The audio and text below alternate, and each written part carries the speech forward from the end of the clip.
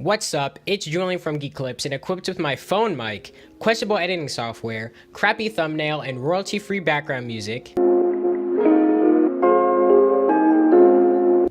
I'm ready to attempt to instill knowledge based in physics and answer inquiries from a variety of different fandoms that normal people don't care about. Nerd. Today we'll be figuring out how much force Wally West as the Flash had in this clip. Are you going to fight me, boy?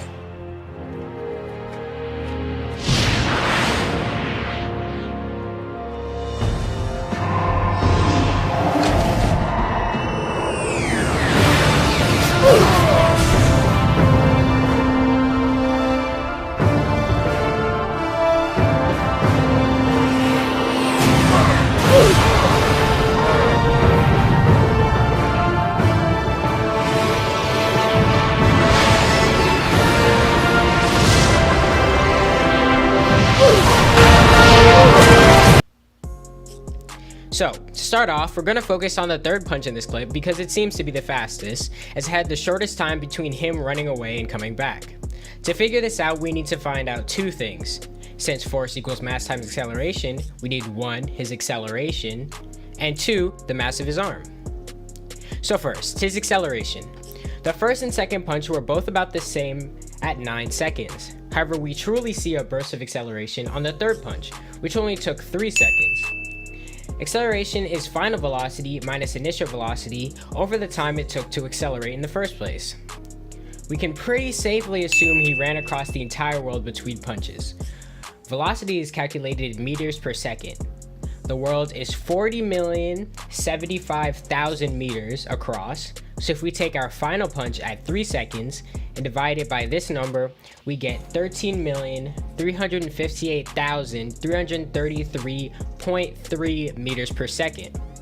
To travel the world in 9 seconds for our initial velocity, we get 4,452,777.8 meters per second. So for the top part of our equation, this gives us 8,905,555.5 meters per second. Next, we have the time, which is pretty simple. The time it took for this acceleration to happen was 6 seconds, as we have his 9-second punch and then his 3-second punch. So that'll be our bottom number. If we plug this into the equation, we get an acceleration of 1,484,259.25 meters per second squared. Next, we need to find the mass of his arm, since that's what he's using to apply said force. A quick look into the fan wiki, we see that he weighs about 175 pounds. To find the mass of his arm, we need to multiply this by 0.0345, which will do two things for us. First, it'll convert it to kilograms, and it'll also give us the mass of only his arm specifically, as opposed to his whole body, since it's his arm making contact and he's not flinging himself at Darkseid. Brainiac / Lex Luthor, which we now know is 6.0375 kilograms.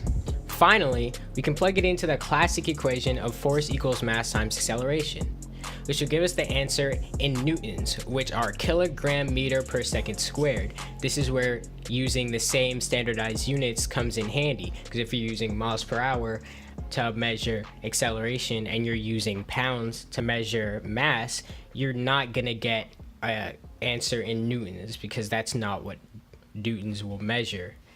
So for our final equation, we have force equals 1,484,259.25 times 6.0375.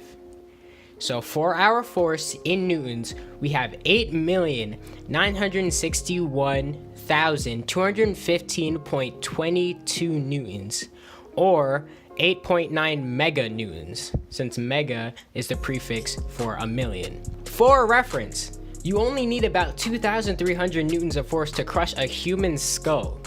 And for even the largest sharks, the maximum bite force prediction was 18,216 newtons. Just to make this extra disturbing, that is 3,896.18 human skulls. and 491.42 shark bites in his punch, respectively. Long story short, don't make Wally angry. Thank you for watching my first video, and please, if you have any constructive criticisms or questions, feel free to comment. I'm not perfect, probably made some assumptions I shouldn't have, but hey, it happens. And also comment any video suggestions you have. Like, subscribe, and share, or else you'll wake up to 4,000 crushed human skulls. Julien out.